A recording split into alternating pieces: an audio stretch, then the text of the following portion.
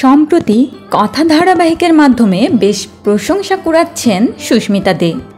সুস্মিতা দে সম্পর্কে জড়িয়েছিলেন অনির্বাণের সাথে।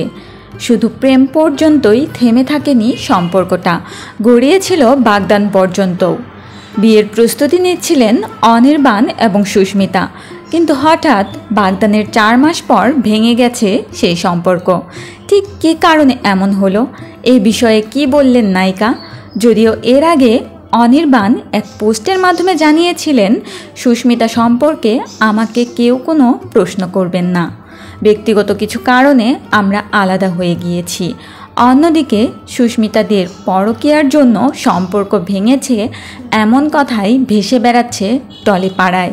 যদিও বলা হচ্ছে তৃতীয় কোনো ব্যক্তির প্রেমে পড়েছেন অভিনেত্রী, কিন্তু কে সেই তৃতীয় ব্যক্তি?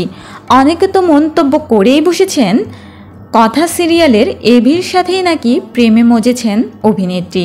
কথা সিরিয়ালের নিয়মিত দর্শক যারা, তারা অনেকেই মনে প্রাণে চাইছেনও এভির সাথে প্রেম হোক নায়িকার।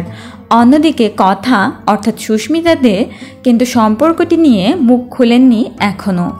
বলেছেন তিনি এখনই এ বিষয়ে কিছু বলতে চান না, যদিও সময়ই বলে দেবে কেন একসাথে ফ্ল্যাট ঠিক করার পরেও সম্পর্ক ভাঙলো দুজনের, পরকীয়া নাকি অন্য কিছু।